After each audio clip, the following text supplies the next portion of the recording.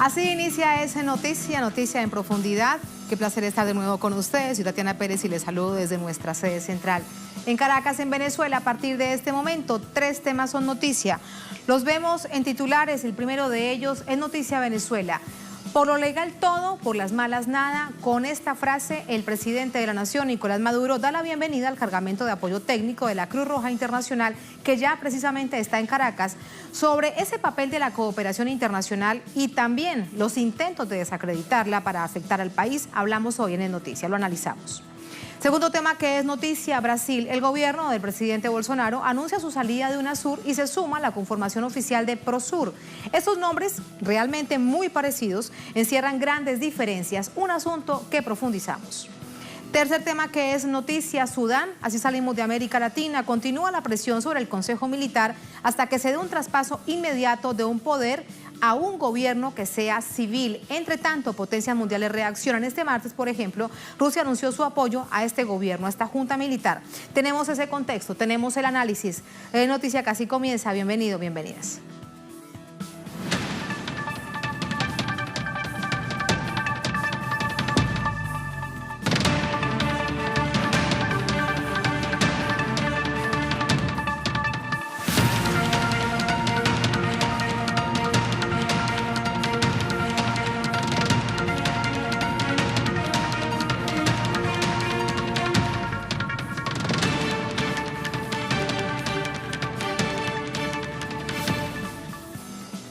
En Noticia Venezuela, ya está en el país el primer cargamento de insumos médicos para contrarrestar los efectos del bloqueo económico. El gobierno y el Comité Internacional de la Cruz Roja, el 6CR, acordaron un plan de cooperación que responde a los términos del derecho internacional. ¿Bajo qué condiciones? Vamos a revisarlo. Desde Panamá llega a Venezuela el primer cargamento de insumos médicos producto de los acuerdos entre el gobierno bolivariano y la Cruz Roja Internacional. Para ello, fue clave un encuentro entre el presidente Nicolás Maduro y el del Comité Internacional de la Cruz Roja, Peter Maurer, en el marco de la cooperación internacional que da paso al plan de asistencia y apoyo para contrarrestar los efectos del bloqueo que enfrenta el país. Desde el Aeropuerto Internacional Simón Bolívar, el ministro para la Salud, Carlos Alvarado, fue el encargado de recibir las 24 toneladas de medicamentos.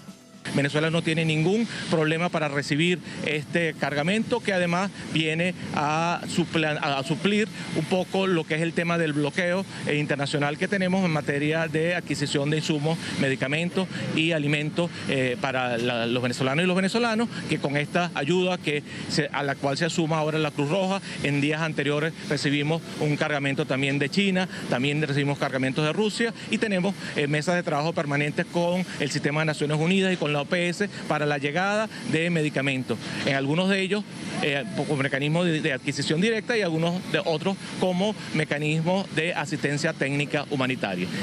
Por medio de mesas de diálogo y trabajo coordinadas a través de las Naciones Unidas, el 6CR y la Federación Internacional de la Cruz Roja, se acordaron los protocolos de entrega, acompañamiento y adecuado uso de los implementos que ya están en el país. El cargamento incluye 14 plantas eléctricas, 14 transformadores e insumos médicos necesarios para los hospitales que serán distribuidos en 2 partes. La primera a los 8 hospitales y más de 30 ambulatorios que tiene la Cruz Roja en Venezuela y la otra mitad al Sistema Público Nacional de Salud. Mientras que desde la legalidad y la cooperación internacional se avanza, desde Estados Unidos se mantiene la agresión contra el país. Así lo denunció el embajador de Venezuela ante la ONU, Samuel Moncada. Las agencias de Naciones Unidas que están trabajando con Venezuela para comprar medicamentos, alimentos, insumos industriales, no consiguen un banco, porque cada vez que consiguen un banco dispuesto a trabajar con Venezuela, llega a Estados Unidos al día siguiente y los amenaza y el banco se retira de la operación, porque es un bloqueo financiero como nunca se había hecho antes.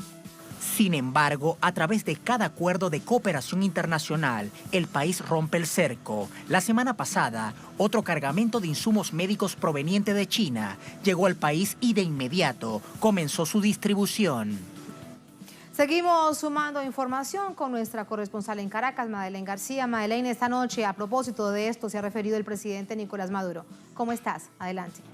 Así es, muy buenas noches, Tatiana. Hoy se celebraron los 16 años de la misión Barrio Adentro, una política social en cooperación con Cuba, que no es más que la atención primaria a los venezolanos. Médicos van de casa en casa atendiendo a los pacientes, más de 20.000, son los médicos hoy en día. Y hoy llegaron 24 toneladas de insumos médicos, asistencia técnica coordinada entre la Cruz Roja Internacional y el gobierno constitucional del presidente Nicolás Maduro, quien explicó que sostuvo reuniones con los 3 organismos internacionales vinculados a esta Cruz Roja, como la Federación de la Cruz Roja, la Cruz Roja de Venezuela, el Comité de la Cruz Roja Internacional, y firmaron un acuerdo para traer esa asistencia técnica en un marco de 2 años que se materializó el día de hoy con 10.000 kits, 14 plantas eléctricas que serán distribuidas, como ya lo vimos en el informe, en 8 hospitales.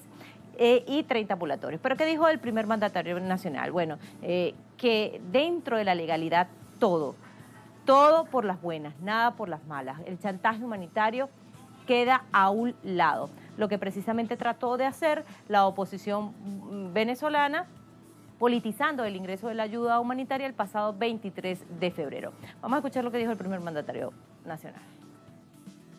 Violando la soberanía de Venezuela a la fuerza. Y porque sí, porque le da la gana a los gringos. No. Así no. Así no. Legalmente, por el puerto de La Guaira, por el aeropuerto de Maiquetía, en coordinación con el gobierno constitucional legítimo de Venezuela, que yo presido, toda la ayuda humanitaria que quiera llegar, bienvenida, welcome, bienvenida. Por las buenas todo, por las malas nada, dijo el presidente Nicolás Maduro en varias oportunidades hoy con los médicos cubanos que estaban celebrando esta cooperación de hace 16 años. Pero también dijo el presidente Nicolás Maduro, si Estados Unidos y si Europa nos quieren ayudar, pues simplemente tienen que levantar las sanciones económicas. Portugal, por ejemplo, tiene 1.700 millones de dólares represados y decía el presidente Nicolás Maduro, ¿a cuenta de qué nos van a tener allí represado? Este dinero estaba comprometido para alimentos, también para medicamentos y precisamente con estas sanciones y este bloqueo están violando los derechos humanos de todos los venezolanos. Dijo el presidente Nicolás Maduro al presidente de Estados Unidos, Donald Trump, que está entrampado con la oposición venezolana en un callejón sin salida. Y cuando reflexionen, pues ahí va a estar el gobierno de Venezuela, Tatiana, para, conversar, restablecer las relaciones y pasar la página. Dijo el presidente Nicolás Maduro que estaba abierto para cualquier asistencia y cooperación humanitaria, porque los países entienden que existe este bloqueo y por eso semanalmente están recibiendo cargamentos, no solamente de la Cruz Roja, que es prácticamente como ese símbolo que ha generado o que ha creado o que se ha establecido como para la oposición venezolana atacar al gobierno venezolano, sino que otros países ya han venido haciendo este puente aéreo con Venezuela con insumos médicos para la población venezolana. Y es una manera, si se quiere, de poder sortear este bloqueo económico, Tatiana. Así las cosas. Gracias, Madeleine. Los hechos registrados durante esta jornada. Muy buenas noches. Muy buenas noches. Vamos a entrar así al análisis. Para ello nos acompaña el doctor Ángel Rafael Tortolero Leal. Él es profesor, investigador titular en la Universidad UNERC, ex embajador, diplomático, analista internacional, miembro del Centro de Estudios Socialistas Jorge Rodríguez. Profesor, ¿cómo está? Un placer y bienvenido a Noticias de Telesur. ¿Cómo le va? Muchísimas gracias. Bueno, resistiendo como todos los venezolanos y recibiendo buenas noticias como la de hoy. Esa buena noticia se enmarca en un hecho que da un asunto de legalidad al procesos de ayuda humanitaria o cooperación técnica en cualquier parte del mundo. El mensaje que se está enviando hoy entonces desde esa perspectiva, desde Venezuela, particularmente a los Estados Unidos y a Colombia. Creo que el mensaje directo, concreto, es que el único presidente que hay en Venezuela es Nicolás Maduro Moros. Es el jefe de Estado, el jefe de gobierno, que ha entendido y sabe muy bien y nos ha explicado a los venezolanos esta infeliz guerra que nos ha declarado el imperio norteamericano por mandato de una avaricia enorme, en conjunto con un grupo de mandatarios y exmandatarios de la región que se hacen llamar el Grupo de Lima. O sea, estamos recibiendo hoy no solo una ayuda humanitaria, estamos recibiendo la atención del mundo civilizado, del mundo que reconoce el Estado de Derecho. Estamos recibiendo de la mano de la institución con más prestigio que tiene el planeta. O sea, yo creo que la Cruz Roja está por encima del bien y del mal. Si hay una institución así en el mundo, bueno, eso es la Cruz Roja. La Cruz Roja es respetada por todos los bandos hasta en una guerra. ¿Y se salva, profesor, del intento de chantajearla, del intento de quebrarla hacia una postura política? Fíjate que la Cruz Roja debe luchar muchísimo contra eso, porque inclusive aquí hubo un canal de televisión en Venezuela, no lo voy a nombrar porque no vale la pena, que empezó una campañita diciendo que ellos eran Cruz Roja. Y salían artistas, yo también soy Cruz Roja, yo también soy Cruz Roja, un poco para desprestigiar a la Cruz Roja, o queriendo utilizar la plataforma de la Cruz Roja como escenario político para atacar, para continuar atacando, no a Nicolás Maduro, el presidente de Venezuela, al Estado bolivariano que inauguramos en 1999. De eso se trata este conflicto. Estamos acusando recibo de un ataque sostenido desde el año 2012 prácticamente, desde la partida del presidente Chávez en el 2013 a esta fecha, no han descansado un solo día, no han dejado un día que no maltraten a este pueblo. Sin embargo, este pueblo sigue resistiendo. Bueno, acusamos recibo tenemos que acusar los daños, las lesiones recibidas. No nos entran los medicamentos, los hipertensos, los insulinodependientes, los diabéticos tipo 1. Estas enfermedades crónicas que vamos a decir son de la cotidianidad, que existen en todas las poblaciones a partir de una determinada edad, no la podemos asistir. Ahora pero también hay que decir que tenemos un barrio adentro que está ahí comprometido con su pueblo y que hemos ido resolviendo problemas muy, muy graves con los pocos recursos que podemos manejar.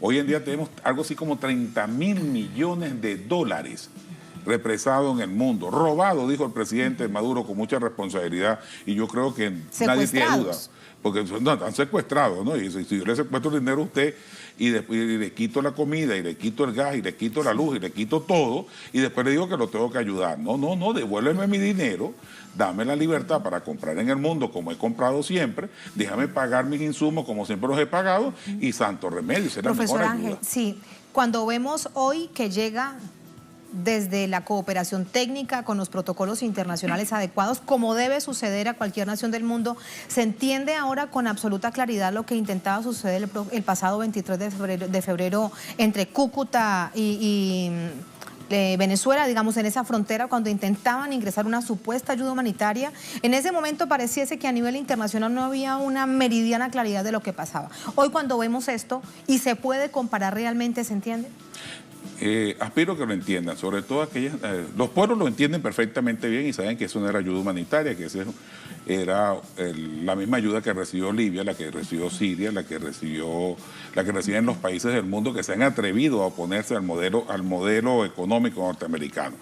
Y que esta ayuda pretendía crear un escándalo a partir de una necesidad real y concreta del pueblo venezolano, una necesidad creada por ellos. Fíjate que esta ayuda humanitaria que está en Cúcuta, qué bueno sería que se la dieran a la población de Cúcuta, pues, porque bastante que la necesita. Y eso no desprestigia a nadie, nosotros nunca hemos negado que tenemos grandes problemas. Ahora, lo que sí vamos a negar siempre es que si no reconoces al presidente de la República y no respeta los protocolos internacionales, porque esa ayuda humanitaria viene y pasa por unos protocolos sanitarios, por unos protocolos de una experticia sanitaria que debe garantizar, sobre todo en medicamentos, que esos medicamentos están acordes, que corresponden a lo que estamos pidiendo. Por eso que la Cruz Roja, siendo la Cruz Roja, se rige por esos protocolos estrictos y cada una de las cosas que nos están llegando, y por eso son 10.000 kits, y el presidente hablaba que habíamos hecho ya alrededor de no sé cuántos millones, 3 millones de consultas en lo que va de año. O sea, que quiere decir que nosotros hemos atendido también una buena parte de la población, estos 10.000 kits, bueno, que lleguen. En medio de todas estas Además hay que recordar que la Cruz Roja tiene hospitales en el país y tiene centros de atención y bueno, y bienvenido sea, vuelvo a repetir, no estamos negados, como dijo el presidente, no estamos negados a que se nos asista humanitariamente porque estamos siendo atacados por el imperio más cruel de la humanidad. De hecho, todo este proceso también implicaba un intento de manosear los principios del derecho internacional, dentro de ellos la ayuda humanitaria versus la intervención humanitaria, un concepto que ha intentado de nuevo poner sobre sobre el tablero el gobierno de los Estados Unidos. Sí, con eso atacaron a Irak, ¿te acuerdas? Sí. ¿Te acuerdas? Bueno, a Libia. A Libia, después que a Muammar Gaddafi le pidieron que se desmantelara todo su complejo armamentístico, digo que no le hacía falta ya, porque Gaddafi lo muy seguro, el pueblo de Libia, un pueblo de los pueblos del África, creo que uno de los más avanzados para la época. Lo atacaron sobre pretexto de que estaba acabando con la sociedad libia, que no estaba permitiendo, empezaron con el mismo discurso, el mismo relato, libertad de expresión, democracia, democracia liberal, burguesa, representativa, no aceptan otro modelo democrático. Y los dogmáticos son los de izquierda, ¿no? Lo mejor de todo es que nos acusan de dogmático y de pensamiento único. Pues el pensamiento único capitalista, hegemonía del pensamiento único es una sola cultura, la no cultura, una sola historia, la no historia, el desconocimiento a la identidad nacional y el desconocimiento a su esencialidad como ciudadanos de un país. O sea, la autodeterminación de los pueblos no está en el diccionario del señor Trump, ni está en la mesa del señor Trump. Así que... Y a la ciudadanía usted no se meta en los asuntos de la política que usted no sabe, porque usted no está educado para eso. Ayer yo le decía a alguien, me entrevistaba a alguien en una radio y le decía, mira, que yo no sé, a veces cuando veo a estos señores de la pseudo-oposición venezolana, pienso en la ley patriota. ¿Qué pasaría si hacen este tipo de actos en los Estados Unidos? Pues la ley patriota los manda mínimo a Guantánamo y no a bañarse en las playas, sino que los mete en un calabozo y los olvida y los maltrata, en nombre de la libertad y en nombre de la democracia. Aquí se le han consagrado todos los derechos, inclusive a quienes no deberían tener derechos, porque están atentando contra la patria, contra la salud, contra la vida, contra el sano desenvolvimiento de los venezolanos. Más allá que a usted le guste Maduro, no le guste, a usted le guste el gobierno bolivariano, no. Pues en la Constitución está la clave de la solución de ese problema. Nada, mire, espérese, dentro de 2 años más, en 2022, 2023, pudieran convocar un referendo revocatorio y ya, pero es que ese no es el objetivo. El objetivo es demoler el Estado, el objetivo es quitar el estado de bienestar, porque si esto triunfa, como va a triunfar este modelo político y económico que se llama socialismo del siglo XXI, eso le da una bofetada a la cara del imperio y le demuestra que sí hay otras maneras de gobernar cargadas de más justicia y de mucho más honor. Y de suceder todo esto, profesor, ¿qué pasará con la oposición? Y diría que la mayor parte de la oposición visible en Venezuela, aquella que decidió no ir a presentarse en las elecciones, y vemos cómo maltrata una y otra vez al país, a sus propios seguidores. Sí, maltrata a sus propios seguidores. Cuando ellos dicen que Nicolás Maduro es ilegítimo, están desconociendo 4,5 millones de venezolanos que votaron por ellos. O sea, ellos se desprenden de 4,5 millones de venezolanos que fueron a las urnas a votar por sus candidatos de oposición. Incluso, profesor, pareciese que se olvidaran de esos seguidores, pareciese que se olvidaran de ese voto duro que ellos tenían. Se les van a olvidar porque ellos siguen jugando a la maniobra, piensan que solamente con el apoyo de los Estados Unidos y con los negocios que están haciendo, porque también hay que decir con mucha responsabilidad que el señor, me gusta nombrarlo mucho, el señor Guaidó, el autoproclamado, tiene en sus cuentas personales algún dinero que pertenece a Venezuela. O sea, eso está aprobado ya. Yo aspiro, bueno, la justicia tarda, pero llega. Aspiro que llegue más pronto, más temprano que tarde, porque digo que este pueblo, que ha sido muy estoico, este pueblo ha aguantado muchísimo, este pueblo que no está cansado porque no se va a cansar. Y esa es la sorpresa que le salió a Norteamérica, al gobierno del señor Trump, que pensó que nosotros nos íbamos a cansar, no íbamos a salir a las calles, íbamos a desconocer el gobierno de Nicolás Maduro y íbamos a esperar pues que él pusiera este muchacho ha venido en presidente no sé de qué. Bueno, sobre todo que hay que decir algo que suena chistoso, pero hay que reconocerlo. La Cruz Roja no vino a hablar con el señor Guaidó, vino a hablar con el señor Maduro. Quiere decir que hay un presidente en Venezuela. Y el mismo señor Trump le está pidiendo explicaciones al gobierno de Venezuela, no le está pidiendo explicaciones al señor Guaidó. Y desde Colombia, la oligarquía colombiana va a tener que entenderse con el gobierno de Nicolás Maduro, porque el problema de la frontera es grave. Sí. Y es grave pero mire usted, profesor, que sin duda, Cúcuta está pasando por siempre ha tenido problemas, pero hoy en día mucho más, por toda la dinámica fronteriza. Ahora con toda esta situación se evidencia la necesidad que tiene Cúcuta de Venezuela y de los venezolanos. Eso ahí está muy claro. Pero este fin de semana El pasado domingo, después de esta gira relámpago de Pompeo, él termina en Cúcuta y de nuevo intenta imponer esa supuesta ayuda humanitaria diciéndole al gobierno que tiene que permitir que se abra el puente para ello. ¿A qué gobierno le pidió que abriera la frontera? ¿El de Guaidó? Al de Maduro. No, al de del Nicolás Maduro. O sea, que Maduro. el mismo Pompeo en su trampa, cae en su propia trampa. O sea, él está reconociendo que el único gobierno que hay en Venezuela es el gobierno de Nicolás Maduro Moro. Y a quien le tiene que pedir que abra la frontera es el gobierno de Nicolás Maduro Moro. Nosotros no tenemos nada en contra del pueblo de Colombia, y no lo digo por tu origen, lo digo con toda sinceridad, porque cada venezolano tiene un compadre o un familiar colombiano. Eso es totalmente natural. Tenemos 6,5 millones de colombianos en Venezuela y ya la descendencia perdimos la cuenta, pues ya ni siquiera los contamos como colombianos porque son venezolanos. Este es un país que se ha caracterizado por eso. No tenemos nada en contra del pueblo de Brasil tampoco, mucho menos del norte de Brasil, porque pues, más Venezuela en el año 67 construyó Manaos, lo hicieron desde Venezuela cuando construyeron Puerto Ordaz. Así que la gente del norte de Brasil, quédese quieta, no van a perder su luz que le mandamos desde acá. Por cierto, nos deben un dinero, ellos reconocieron que no nos han pagado porque las trabas financieras no permiten que nos paguen las facturas de la luz, vamos a llamarla así. Quiere decir entonces que nosotros con nuestros vecinos hemos tenido una política de buen vecino, pero de excelente vecino.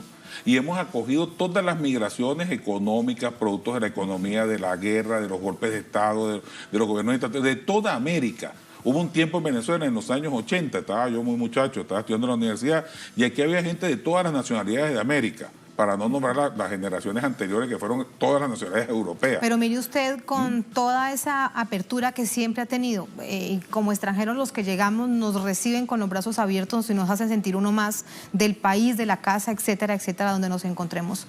La paradoja que hay con la situación de la migración económica de los venezolanos en la región. Es totalmente normal, porque es que el capitalismo es xenófobo. El modelo capitalista lo primero que te enseña es a ser xenófobo, pero era un racista. asunto que no se esperaba, profesor. Pero es que no se esperaba ese recibimiento, no se esperaba una situación de esa, de tanta xenofobia. Yo no soy tan optimista así, porque estos pueblos han sido muy maltratados. Recuerda que mientras más cercanos están a la órbita neoliberal, caso de Chile, porque le impusieron el neoliberalismo con el gobierno de Pinochet y todavía sigue mandando Pinochet por manpuesto, pues la Constitución es la misma, le creó una especie de arrogancia malvenida o una clase social que se asume como la dueña del saber y del hacer y de todo. Entonces eso se traduce en los pueblos hacia un gran desprecio, pues, hacia la Venezuela. Además, bueno, como toda migración hay que reconocer también que en las migraciones va Raimundo y todo el mundo, pues va gente de muy bajo nivel moral, pero también hay gente que va comprometido a trabajar y a luchar. Entonces, bueno, se confunde eso, más la campaña mediática que nos tienen, que los venezolanos somos ladrones, y si es chavista es peor, sí. Que las venezolanas, bueno, nos han puesto nuestras mujeres como prostitutas, como de mil cosas, que nosotros somos ladrones, somos mala gente, bueno, tenemos todos los defectos del mundo, pero son campañas mediáticas bien montadas. Porque el capitalismo en este caso sabe cómo trabajar, el imperio trabaja sobre la base de esos sentimientos de xenofobia, esos sentimientos de desprecio hacia el hermano, porque ¿qué pasaría en Venezuela o qué pasaría en América si nosotros llegamos a construir, como lo vamos a hacer, y te lo prometo, ante que nos vayamos de este plano terrenal, debe cumplirse, si nosotros logramos la patria grande suramericana, o la patria grande americana, por lo menos desde Río Grande hasta la Patagonia. Casi que lo logramos con Chávez, casi que rompimos las barreras. Nos faltó atrevernos un poco más. En este momento ya le vimos la boca al lobo, le vimos la cara al diablo. Ahí está expresado un Bolsonaro en Brasil, ahí está expresado un señor Duque en Colombia, y ahí están las consecuencias. De hecho, profesor, usted se me está adelantando para el próximo tema, porque precisamente vamos a contar cómo el gobierno de Brasil se retira de UNASUR y se alista con ese grupo de países para conformar PROSUR. Esto es, evidentemente, un bloque ideológico que bien dista de la integración regional, que no tenía nada que ver con ideología, sino con los principios y las necesidades de los pueblos del continente. Con el desarrollo de una política no injerencista sobre la base del respeto a la multilateralidad y a la interdisciplinaridad. O sea, son dos conceptos de integración totalmente distintos. No nos estamos aliando solo por lo económico, que ya tenemos bastante por qué aliarnos, porque tenemos grandes riquezas en Venezuela, una tacita de oro en cuanto a riqueza, pero es que nosotros tenemos la plata de Argentina y la carne del sur, y tenemos la cebada y el trigo y todo. Para ustedes contar todas las riquezas que hay en Sudamérica, solo por hablar de Sudamérica, para no meter el Caribe, que es otro cuento muy bueno, que reconocimos hay una cantidad de países gracias a Chávez. Nosotros no nos reconocimos ellos son porque nos reconocimos, sino que nos dimos cuenta que al frente teníamos unos pueblos dignos y unos pueblos nobles que están luchando y batallando por hacerse de la vida. Esta ayuda humanitaria ratifica a Nicolás Maduro como presidente ante el mundo, nos pone en la vanguardia de los derechos humanos, en la lucha por los derechos humanos, ante esos derechos que defienden en la ONU, que no sé por qué me huele que no están tan derechos como ellos pretenden presentarlo. Claro, ahí me queda una reflexión para plantearle, y es que, bueno, vemos lo sucedido con respecto al fortalecimiento, si se quiere, del principio de no quebrar el concepto de ayuda humanitaria que protege y que defiende la Cruz Roja Internacional. Pero no podemos decir lo mismo de Naciones Unidas. Bueno, Naciones Unidas, bueno, pues un foro donde participa todo el planeta, 194 países. A veces hablamos de Naciones Unidas y pareciera que nos distraemos con las posiciones de algunos países de Naciones Unidas. Y digo algunos y son minorías. Recuerda que Venezuela es presidente de la ANUDAL tiene 162 países afiliados, son 194, entonces tenemos las 3/4 partes del foro más grande del mundo, están a favor del respeto, de respeto a la autodeterminación de cada uno de los pueblos. Sin embargo, las voces que más se escuchan allí son las que más apoyo mediático tienen, las que controlan los medios internacionales. El caso de los Estados Unidos, la Unión Europea. La gente habla de la Unión Europea, pareciera que están hablando de un solo país. También nos olvidamos que dentro de ese conjunto de la Unión Europea, de esos 28 países, hay 16, 17 países que no están a favor de una intervención en Venezuela, una intervención militar, y están en contra de toda esta desgracia que estamos viviendo en Venezuela, porque estamos en medio de una guerra muy infeliz, una guerra que no le hicieron a plomo. Alguien me decía, un compañero me decía, bueno, pero es que de la Primera Guerra Mundial a la Segunda Guerra Mundial, se desaparecieron los caballos. En la Primera Guerra Mundial se hizo con caballo y con carreta. En la Segunda Guerra Mundial se hizo con tanque. Bueno, en esta que puede ser la cuarta, la sexta, la última guerra mundial, aspiramos. En esta guerra que nos están planteando, la están haciendo a través de la televisión, el internet, el Facebook. El ciberataque. El ciberataque, exacto, permanente. Y es una gota de agua permanente que llega uno a desconocer. A veces, los que estamos metidos en este mundo de analizar nuestras sociedades, terminamos a veces confundidos, tenemos que hacer un stop y ver la cosa desde lejos y pedir opiniones, porque uno termina imbuido en una cantidad de información y de contrainformación que hacen un daño terrible. Hoy el presidente Maduro dio una clase magistral de lo que significa ser un presidente responsable, asume con responsabilidad la conducción de su pueblo. Vamos a asistir a este pueblo hasta lo último, daremos la vida y el empeño, no por una ideología, sino por la vida en este país, que es lo único que va a garantizar. El triunfo nuestro aquí va a garantizar que volvamos a la calma en toda América del Sur. De lo contrario, lo que nos vienen son momentos muy feos. Con esta reflexión lo despido, profesor. Un placer. Muchísimas gracias. Hasta la próxima. Muchas gracias. Gracias a usted. Así nos vamos a la primera pausa en esta emisión de Es Noticia. Al volver, en Noticia Brasil, el gobierno de Jair Bolsonaro anuncia su salida de UNASUR y se suma a la conformación oficial del llamado PROSUR. Estos nombres tan parecidos encierran grandes diferencias. Un asunto que les informamos y que analizamos al volver en Es Noticia.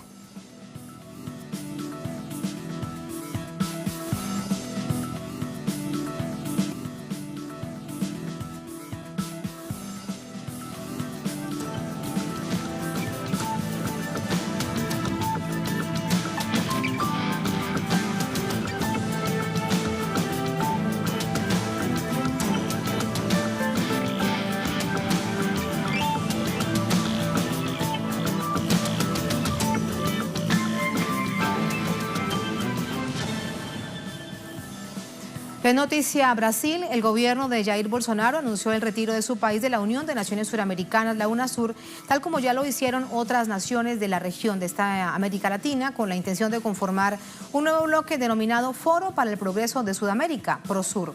Ese naciente foro de supuesta integración, según sus propios impulsores, protagonizaría una nueva escalada de presiones contra Venezuela, contra el gobierno y contra su pueblo. Detalles a continuación. La decisión del gobierno de Brasil se produjo horas después de que Bolivia le transfiriera la presidencia pro tempore de la UNASUR tras ejercerla por un año. El Ministerio de Relaciones Exteriores brasileño informó sobre la denuncia del Tratado Constitutivo de la UNASUR. con lo que formalizó su salida del organismo. En meses anteriores, Argentina, Brasil, Colombia, Chile, Perú y Paraguay anunciaron la suspensión de su participación en el bloque. Entre tanto, Ecuador, que abandonó la UNASUR en marzo, reclamó la devolución del edificio que alberga a la Secretaría General, ubicada en Quito, supuestamente para transformarlo en una universidad. De las 12 naciones que conformaban el Foro de Integración Regional, solo mantienen su adhesión Uruguay, Guyana, Bolivia, Surinam y Venezuela. En un acto de agrupamiento ideológico, el pasado 22 de marzo, los gobiernos de Argentina, Brasil, Chile, Colombia, Ecuador, Guyana, Paraguay y Perú suscribieron una declaración de la que manifestaron su intención de constituir el Foro para el Progreso de Sudamérica, PROSUR, en sustitución de la UNASUR. Uruguay y Bolivia, que participaron como países observadores, no firmaron el documento.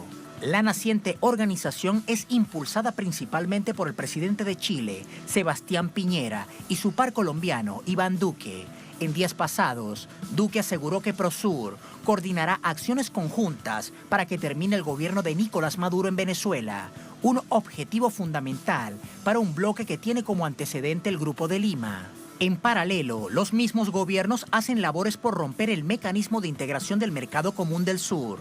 El presidente paraguayo, Mario Abdo Benítez, informó la víspera que en coordinación con Argentina, Brasil y Uruguay, se acordó suspender la elección por votación de sus representantes en el Parlamento del organismo regional, conocido como ParlaSur. Paraguay justificó esta decisión en la necesidad de ser eficientes con la representación política y ahorro presupuestario. De esta manera, los enviados serían designados a dedo por el Congreso. Sin embargo, el protocolo del bloque regional establece que no podrán ejercer la función de parlasurianos aquellos que se encuentren en función legislativa o funcionarios del Poder Ejecutivo. De nuevo, gobiernos de derecha de la región confabulan para romper bloques de integración vigentes e históricos como el Mercosur para aislar a naciones con gobiernos progresistas. Ahí tenemos esos detalles, vamos con el análisis. Para ello nos acompaña Ricardo Canese, él es diputado del ParlaSur, de la Concertación de Izquierda del Frente Guazú, con nosotros desde Paraguay. Ricardo, ¿cómo estás? Buenas noches. Buenas noches, Tatiana, un placer hablar contigo y con toda la audiencia de Telesur. Gracias a ti. ¿Cómo entender esta decisión que toma el gobierno de Mario Abdo Benítez sobre el ParlaSur? ¿Qué es lo que hay detrás y cuáles son sus implicaciones?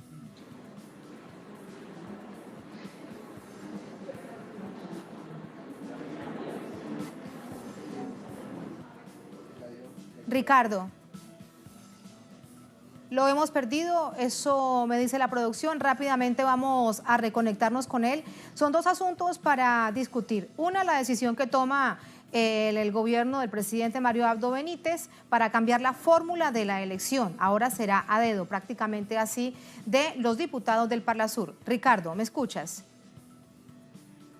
Sí, te escucho, sí. Realmente lamentable la decisión de... ojo, creo que son los 4 presidentes los que toman esa decisión. Es una decisión que busca justamente romper los procesos de integración de los pueblos y está buscando establecer una coordinación. Inclusive algunos hemos comparado con lo que fue el Plan Cóndor en América del Sur, donde tenía una función más bien de represión, de injerencia en los asuntos internos de otros países de América Latina. Bueno, se está queriendo volver a esa época negra de América Latina, cuando son los pueblos los que deben integrarse en base a sus intereses comunes, en base a su cultura común, y evitar toda injerencia externa como ahora pretende Estados Unidos. ¿Y esto implicará entonces que comience a tomarse las mismas decisiones en otras naciones, el quiebre del ParlaSur?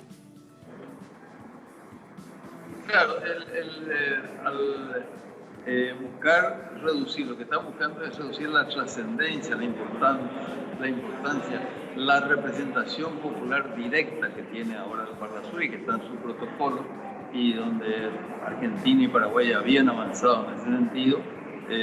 Brasil y Uruguay también lo deberían hacer en base al protocolo vigente. Bueno, quieren dejar de eso de lado y prácticamente tener una Sí, un remedio de parlamento, porque van a ser parlamentarios de las cámaras nacionales, donde no van a tener tiempo ni le van a dar importancia a lo que se puede resolver para la Sur. Lo que se busca es reducir la participación ciudadana, la representación popular, y de qué manera entonces tener los presidentes que están en este momento mayoritariamente proclives a tener mejor relación con Estados Unidos, con los países de esta zona y no tanto con forzar a la unidad latinoamericana. Entonces busquen reforzar esta alianza y que orienta a las transnacionales al imperio y no a forzar a la unidad latinoamericana. Claro, hay parte de lo que esto implicará. Y para el Mercosur en sí mismo, manejos con intereses particulares, ¿cuál será su efecto? Claro, sí, justamente al perder calidad, al perder representatividad del Parlacén, obviamente es facilitar que los intereses de las grandes empresas que están radicadas en los países del Mercosur busquen la mayor rentabilidad de sus negocios sin tener las observaciones muchas veces molestas en materia social, ambiental, laboral que hacemos los que tenemos representación popular. Estamos buscando no solamente una integración que beneficie a las grandes empresas, muchas de ellas transnacionales, sino también y por sobre todo que beneficie al pueblo, de manera que efectivamente sean los pueblos que se integren. Y nosotros hemos planteado cuestiones de la migración, de los estudios, por supuesto en el caso de Paraguay, la energía eléctrica, una cuestión fundamental donde avancemos en la integración energética también. Pero sí, ese enfoque entonces mucho más social, ambiental y para provecho de los pueblos que se irá perdiendo en la medida que continúen estos gobiernos que piensan mucho más en sus buenas relaciones con Estados Unidos, que está interesado en desintegrar América Latina y en particular el Mercosur, que es el experimento más exitoso, para que ellos entonces prevalezcan sobre la base de la desunión de nuestras naciones.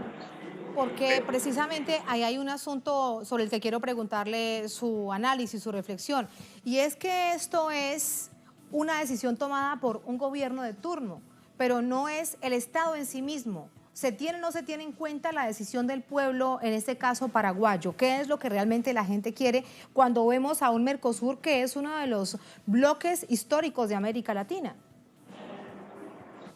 Claro, fíjate, esto fue tomado por los 4 presidentes, o sea, no, y 3 presidentes, algunos de extrema derecha, como Bolsonaro, también Aldo Benítez se inscribe en eso mismo, y justamente se toma esta disolución de UNASUR, reducir la importancia para la UNASUR cuando viene el señor Pompeo, ¿no es cierto?, a visitar nuestras naciones. Estuvo justamente, anteayer estuvo un día antes que Aldo Benítez y su canciller Castiglioni anuncien de que no va a seguir más el Parlasur con esa representación popular, sino una fachada de Parlasur carente de toda representatividad. Entonces hay quizás una coincidencia, quizás el señor Pompeo y el imperio yanqui no tengan nada que ver, pero es realmente una coincidencia muy llamativa que haya ocurrido en la salida de Paraguay, de Brasil, de Argentina, de UNASUR, la denuncia del Tratado UNASUR, al mismo tiempo que están diciendo también que el Parlasur no va a funcionar más, por lo menos con representación popular. Ojo que esto tiene que ser ratificado, esto está acordado, los presidentes tiene que ser ratificado por los congresos de nuestros países. Ahí vamos a dar una batalla, el Frente Guazú tiene su parlamentario, inclusive creemos de que podemos parar la ratificación, o sea, puede quedarse en un intento de estos gobiernos de extrema derecha que si es que nosotros conseguimos que los congresos de nuestros países no ratifiquen lo acordado por ahora estos presidentes que están en la extrema derecha del espectro. Ahora, usted me da pie para preguntarle acerca de UNASUR, ¿cómo se retiran estas naciones para conformar PROSUR? Cualquier despistado dirá, bueno, pero es que entre UNASUR y PROSUR la palabra es muy parecida, pero las diferencias son abismales. El quiebre de la integración entre uno y otro, ¿dónde se da? Claro, justamente, o sea, yo creo que lo que se da en cuanto a lo que buscan crear un espacio, yo voy nuevamente a la comparación con el Plan Cóndor, un espacio ideológico muy marcado de sumisión a los intereses imperiales, a tener digamos, una integración de los gobiernos de extrema derecha, donde inclusive se reprimen a los activistas sociales, a los líderes políticos progresistas. No es una casualidad que a Fernando Lugo no le hayan dejado participar en las elecciones presidenciales cuando él estaba primero en todas las encuestas. No le han dejado participar a Luis Ignacio Lula da Silva en el Brasil tampoco. A Cristina Fernández Kirchner yo no sé si le dejarán participar o no. Vale decir, en nuestros 3 países vemos una coincidencia muy grande, y ya lo vemos lo que ocurre también en Ecuador, ¿no es cierto? Y otros países donde también, el caso de Celaya, en Honduras, donde buscan entonces evitar que los gobernantes progresistas con mayor popularidad y que están encabezando, voy a hablar por lo menos en el caso de Lula, de Lugo y de Cristina, han encabezado todas las encuestas y sin embargo estos gobiernos de extrema derecha buscan evitar, vía inclusive golpes blandos como hemos sufrido nosotros, como han sufrido también en el Brasil, buscan evitar entonces que el pueblo se exprese libremente. Sí, y allí hay algo también para destacar. Vemos que los une un asunto de ideología. De hecho, lo han también planteado abiertamente, y es golpear y presionar, como lo han dicho, más a Venezuela. Pero ¿hasta dónde llegará eso? Es probable, no podemos hacer cábalas porque no tenemos una bola mágica, pero en caso tal de que cambie un gobierno, se desmoronaría por sur. Entonces, ¿de qué sirven este tipo de alianzas? Porque parecen realmente temporales. Claro, yo creo, y así como estaba el DIAR, el Tratado de Alianza Militar de la época de las dictaduras, yo creo que el objetivo de Prosur es también propiciar una invasión militar a Venezuela, que ojalá que no llegue. Creo que nosotros como pueblo estamos oponiendo o buscando, o por lo menos crear una conciencia de que de ninguna manera tiene que haber injerencia en los asuntos internos de otros países, de ninguna manera tiene que haber una intervención militar. América Latina y América del Sur tienen que ser un continente de paz, y cada país, desde luego, tiene que resolver su problema interno de forma interna, sin injerencia externa. Nuestro país ha sufrido esa injerencia externa hace justamente 150 años, cuando el Imperio Británico en ese momento quiso intervenir y decían, para traer la democracia al Paraguay. Lo que hicieron es un genocidio con el 90% de la población y destruyeron a la nación más desarrollada de América Latina para volverla dependiente en ese momento al imperialismo inglés y a los subimperios de Buenos Aires y Río de Janeiro, ¿no es cierto? Pero sí, quiero decir de que esa historia se puede mal repetir, ¿no es cierto? Y Prosur puede ser también esa punta de lanza que nosotros, por lo menos como pueblo, vamos a estar denunciando y buscando de que esa conciencia de los pueblos evite una intervención militar extranjera en Venezuela, que sería realmente trágico, no solamente para Venezuela y el pueblo de Venezuela, sino para toda América Latina. Que no sea así, que este caso realmente no se dé, porque se pueden registrar una cantidad de situaciones tan dolorosas, y no me refiero solamente a Venezuela, a todas nuestras naciones que se verán directamente implicadas. Vemos el caso de Colombia, una guerra de más de 50 años de la que no se logra salir. Ahí está el caso más ejemplificante. Ricardo, gracias por ese análisis. Muy buenas noches. Muchas gracias, Tatiana, y a la orden así. Muchísimas gracias. Así nos vamos a la segunda, última pausa en esta emisión de Es Noticia. Al volver, salimos de la frontera de América Latina. Es noticia Sudán. Continúa la presión sobre el Consejo Militar hasta que se dé un traspaso inmediato de poder a un gobierno de transición civil. Entre tanto, potencias mundiales reaccionan. Este martes, por ejemplo, Rusia anunció su apoyo al gobierno militar. Tenemos esa información, tenemos el análisis. Al volver rápidamente en Es Noticia.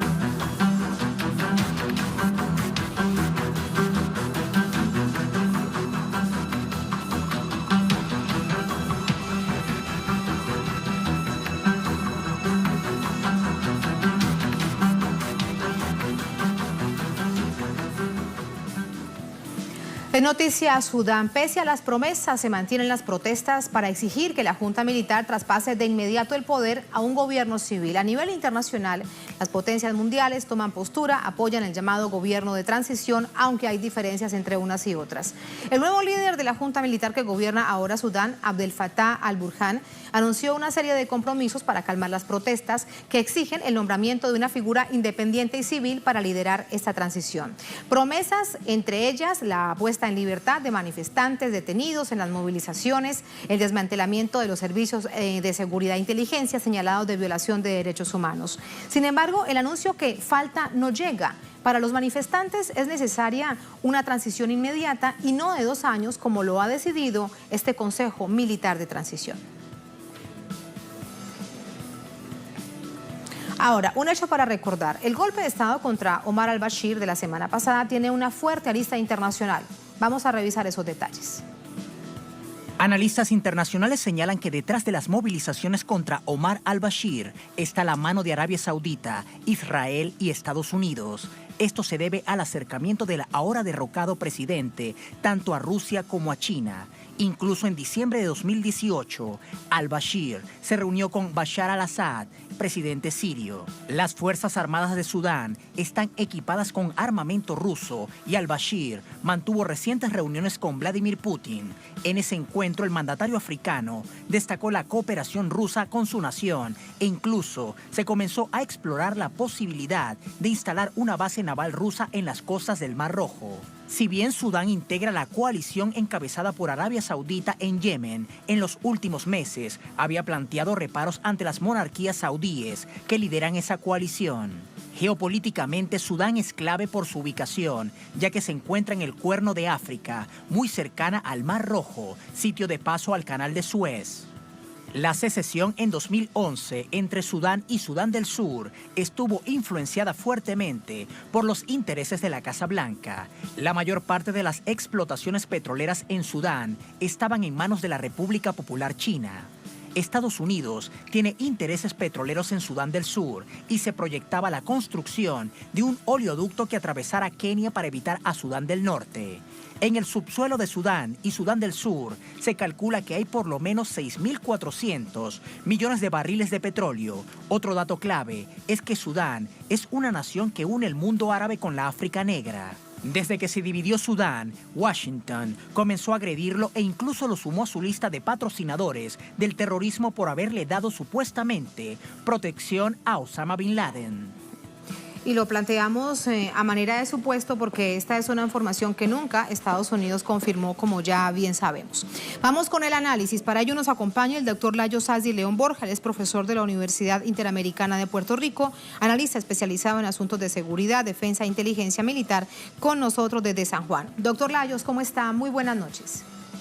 Muy buenas noches, gracias por invitarme. Gracias a usted. Comienzo ese análisis por Rusia. Durante esta jornada, a través de la Cancillería, Moscú ha dicho que le parece adecuado, que le parece bien el gobierno de transición militar que ha tomado el poder desde la semana pasada en Sudán y que apoya este proceso, evidentemente, de transición que vive el país. ¿Cuál es la relación entonces hoy en día entre Rusia y Sudán?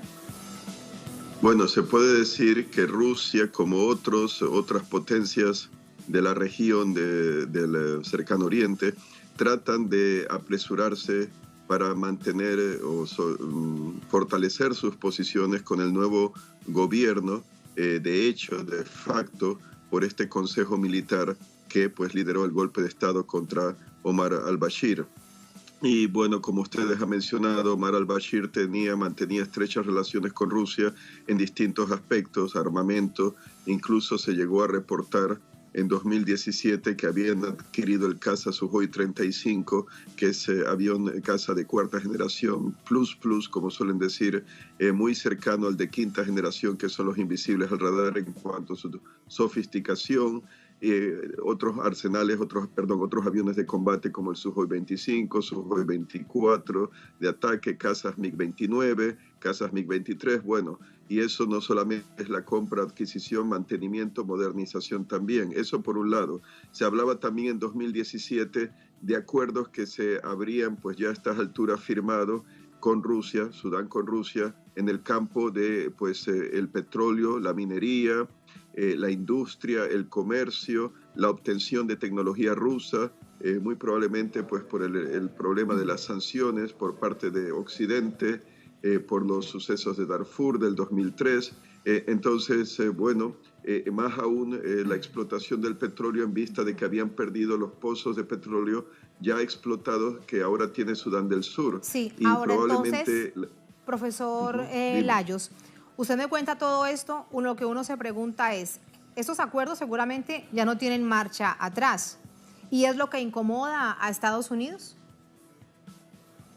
Estados Unidos va a tratar de reemplazar a Rusia, sobre todo en el mercado de las armas, y habría que ver quién realmente estuvo detrás de este golpe militar. Me gustaría recordarles a la audiencia lo que dijo el general retirado americano Wesley Clark, que fue comandante supremo de Fuerzas Aliadas en Europa de la OTAN en 1999, candidato a la presidencia por el Partido Demócrata en las primarias presidenciales, y él llegó a revelar en 2007 que después de los atentados del 11 de septiembre del 2001, visitando el Pentágono ya retirado, le había hablado un ex subalterno de una lista que tenía el gobierno de George W. Bush y el secretario de Defensa Donald Rumsfeld para cambiar los gobiernos de 7 países en 5 años en la región del cercano oriente y norte de África o de África. ¿Y cuáles eran esos países que pretendía el gobierno de Bush cambiar por intervención militar? Irán, Irak, Siria, Líbano, Libia, Sudán, Somalia. Como saben, pues Irak fue invadido, Libia, el gobierno de Gaddafi cayó. Intentaron y lo siguen intentando con Siria, al parecer no lo lograrán, pero ¿acaso lo que ha ocurrido en Sudán ha sido parte, vamos a decir, de esa campaña de guerras híbridas que no son intervenciones convencionales clásicas, sino que usan diversos elementos que pueden ir desde sanciones económicas, aislamiento diplomático o incluso quizá guerra cibernética para privarles de electricidad? No es quizá una coincidencia, a mí me resultaría difícil de creer que es una coincidencia que en vista de lo sucedido en Venezuela, que está sufriendo una guerra híbrida por parte de Washington para tumbar al gobierno del presidente Nicolás Maduro, incluyendo al parecer ataques cibernéticos para privarlo de electricidad, pues Sudán sufrió, creo que 7 días antes del golpe del 11 de abril, habrá sido el 4, claro, de abril, un apagón general de repente en medio de las protestas, como para quizá pues que la población esté más furiosa, más molesta con Omar al-Bashir. Es mi especulación al menos. Así que hay otros elementos que hay que tomar en cuenta. ¿Por qué Washington querría tumbar a Sudán? Bueno, no olvidemos que Omar al-Bashir apoyaba a la causa palestina, en particular a Hamas, el partido Hamas en Gaza, y que hubo un incidente que se reportó en la prensa en 2009 en que aviones israelíes F-15, F-16 y al parecer no tripulados armados atacaron un convoy de vehículos que llevaban, dicen ellos, cohetes de artillería iraníes que habían sido desembarcados en Puerto Sudán, en el Mar Rojo, y el convoy de contrabandistas llevaba los cohetes para eventualmente llevarlos a Gaza, pero fueron atacados. Hubo otro informe en 2012 que una fábrica en Sudán fue bombardeada por los israelíes porque aparentemente, dicen ellos, fabricaba armamento para los palestinos. Sí. Así que en vista del plan que tiene... Profesor, a esto le sumaríamos también su reciente reunión con el presidente de Siria, con Bashar al-Assad. Claro, sí, que Siria también está padeciendo una guerra híbrida, claro, más convencional quizá o más inclinada al terrorismo, que es uno de los instrumentos usados por Washington y sus aliados en estas cuasi guerras híbridas, pero yo diría que el elemento palestino quizá de Gaza, el apoyo a Gaza, probablemente habrá sido un elemento importante porque ahora mismo se están acercando Arabia Saudita, Emiratos Árabes Unidos, están corriendo a Jartum para ofrecer su ayuda al nuevo gobierno de Arabia Saudita, prometiendo productos de petróleo, trigo, ayuda médica.